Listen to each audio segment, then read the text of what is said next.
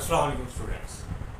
Learn with Ijaz Ahmad के साथ हम जो है वो 10th की बायोलॉजी को कवर कर रहे हैं। चैप्टर 1 हमारा तमाम टॉपिक कंप्लीट हो चुके थे। अगर किसी स्टूडेंट ने वो टॉपिक्स नहीं क्लियर किए सबसे पहले उनको क्लियर करें।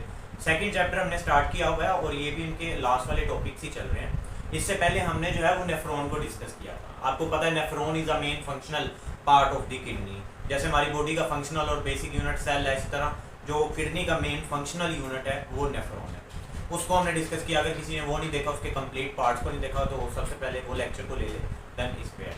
तो आज का जो हमारा टॉपिक है वो हम देखेंगे कि फंक्शन ऑफ किडनी क्या है। अब किडनी का फंक्शन मेन क्या है और वो अपने फंक्शन को कैसे परफॉर्म करती है और किन स्टेप्स पे करती है। स्टूडेंट, ये इंपॉर्टेंट लॉन्ग क्वेश्चन एमसीक्यूज के लिहाज से बड़ा इंपॉर्टेंट है ये, इसलिए इसको मुकम्मल देखिएगा। और इनको जो है वो अगर पसंद आए लेक्चर तो लाइक शेयर और कमेंट जरूर कीजिएगा और even subscribe this channel of learn with Ejaz. तो चलते हैं अपनी टॉपिक की तरफ। तो हमारा टॉपिक है फंक्शन ऑफ किडनी। अच्छा, मेन फंक्शन ऑफ किडनी क्या है स्टूडेंट्स? मेन फंक्शन इसका क्या है? Formation of urine. यूरिन क्या है? एक वेस्ट प्रोडक्ट है ताकि बॉडी को मेंटेन किया जा सके। अब वो यूरिन कैसे बनाता है, अब उसके क्या क्या फॉलोइंग पार्ट्स है वो हम देखेंगे यहाँ पर। तो हमारे पास सबसे पहला आता है प्रेशर फिल्ट्रेशन। कि प्रेशर फिल्ट्रेशन क्या होती है? फर्स्ट स्टेप है, इसमें क्या होगा, नाम शो कर रहा है प्रेशर फिल्ट्रेशन में प्रेशर लगेगा और प्रेशर लगने की वजह से यहाँ पे फिल्ट्रेट होगा, ब्लड फिल्ट्रेशन होगी। कैसे होगी? सबसे पहले क्या होगा कि किडनी में से आर्टरीज के जरिए ब्लड आएगा किडनी में, तो किडनी से आगे आर्ट्रियोल्स एंड देन आर्ट्रियोल से आगे स्टूडेंट यहाँ पे कैपिलरीज जो है जिसको हम ग्लोमेरुलस कहते हैं, इसके अंदर ब्लड आता रहेगा। अब देखिए students, arterioles and then capillary, इनका आहिस्ता आहिस्ता साइज कम होता जा रहा है। साइज में कम होती जा रही है, क्यों? ज्यादा से ज्यादा प्रेशर जनरेट हो। अब प्रेशर जनरेट क्यों करना है, ये बात है, क्वेश्चन है। तो बेटा प्रेशर इसलिए जनरेट करना है क्योंकि जितना ज्यादा प्रेशर होगा उतना ही इसमें से वाटर के, साल्ट्स के और ग्लूकोज के आयंस को बाहर निकालने में मदद मिलेगी। क्योंकि जो कैपिलरीज हैं यहाँ पर, this is pores like structure, इससे जो है वो जो हमारे पास साल्ट्स हैं, ग्लूकोज है, वाटर है, उसके आयंस यहाँ से बाहर आ जाते हैं। तो देखिए अब क्या हुआ, प्रेशर के जरिए हमने इन आयंस को बाहर निकाला है, तो that's why we call as pressure filtration. इसको नाम दिया पहला प्रेशर फिल्ट्रेशन का। उसके बाद इसी में एक डेफिनेशन बड़ी इंपॉर्टेंट है, ग्लोमेरुलस फिल्ट्रेट क्या है। अब देखिए ग्लोमेरुलस ने ये काम किया है, ग्लोमेरुलस ने ये फिल्ट्रेशन किया है, तो हमने इसको नाम दे दिया glomerulus filtration. The material that passes into the Bowman capsule from the glomerulus after the pressure filtration। Pressure filtration के बाद जो ग्लोमेरुलस से निकल गया है वेस्ट प्रोडक्ट, उसको हमने कह दिया है वो हमारे पास बच गया है एक्स्ट्रा। और ये किसके जरिए हुआ है? ये सारा का सारा ग्लोमेरुलस के जरिए हुआ है, जो कि बोमैन कैप्सूल से आगे टिब्यूल्स में आ गया। और रीनल कॉर्पस्कुलर और रीनल टिब्यूल, ये भी आपने टॉपिक क्लियर किया होगा, आप उसको भी पहले। तो यहां तक तो आपको समझ आ गई कि सबसे पहले क्या हुआ है, किडनी से आया आर्टरीज के अंदर, आर्टरी से आया आर्ट्रियोल्स के अंदर, और आर्ट्रियोल से देन फर्दर हमारी इन कैपिलरीज के अंदर आया जो कि ग्लोमेरुलस कहलाते हैं।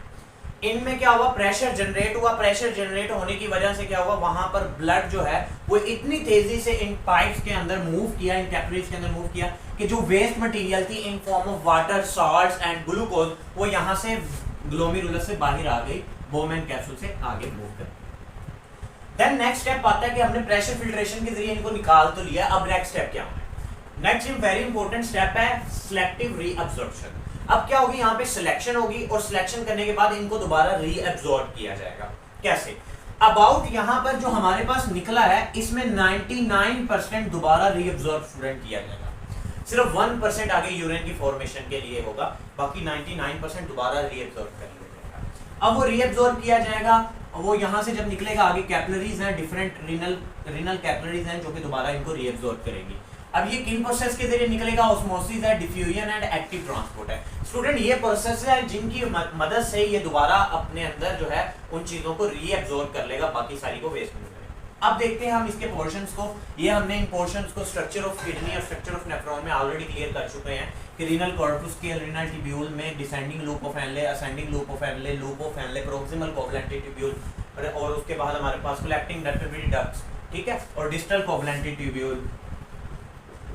ये सारी जो है ये हम पहले कर चुके हैं, आप उस चीज को देख के इसके स्ट्रक्चर को पहले समझ लीजिएगा, वो लेक्चर देखिए। तो प्रोक्सिमल कोवलेंट ट्यूब्यूल में क्या होता है बेटा, होता यह है कि ग्लूकोज के मॉलिक्यूल पीसीटी में दोबारा एब्जॉर्ब किए जाते हैं। PCT is an abbreviation of proximal covalent tubule. उसके अंदर एब्जॉर्ब किए जाते हैं एंड ऑस्मोसिस, और साल्ट्स को भी रीअब्जॉर्ब किया जाता है। यहाँ पर जो यहाँ से साल्ट निकले स्टूडेंट, उनको भी दोबारा रीअब्जॉर्ब किया जाता है by the help of osmosis. Loop of Henle की बात करें, जो हमारे पास लूप ऑफ हेनले है, ये एब्जॉर्ब करता है, साल्ट्स को रीअब्जॉर्ब करता है, और असेंडिंग लूप ऑफ हेनले जो है स्टूडेंट, वो वाटर को रीअब्जॉर्ब, जो असेंडिंग और डिसेंडिंग, ठीक है। तो हमारे पास जो है ऊपर descending and ascending loop of Henle, तो ये क्या करता है, दोबारा वाटर को एब्जॉर्ब करता है और यहाँ पर साल्ट्स की रीअब्जॉर्प्शन होती है।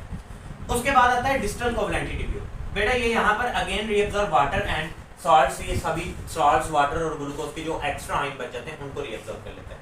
उसके अलावा भी जो 99% में एब्जॉर्ब हो चुका है, उसमें जो 1% रह गया वो आगे जाएगा और वो ट्यूब्यूलर सिक्रीशन का नेक्स्ट स्टेप होगा, जिसमें हम ट्यूब्यूलर सिक्रीशन की मदद से उसको एक्सक्रीट कर देंगे।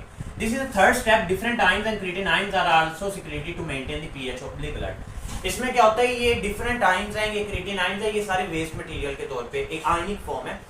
उनको क्या किया जाता है, ब्लड से सीक्रेट किया जाता है ताकि ब्लड की पीएच को मेंटेन किया जाए। तो ब्लड की पीएच क्या है, 7.35 टू 7.45। ये ब्लड की पीएच है। ये इंपॉर्टेंट एमसीक्यूज के तौर पे आपसे पूछा जाता है कि ब्लड की मेंटेनेंस ऑफ पीएच क्या है।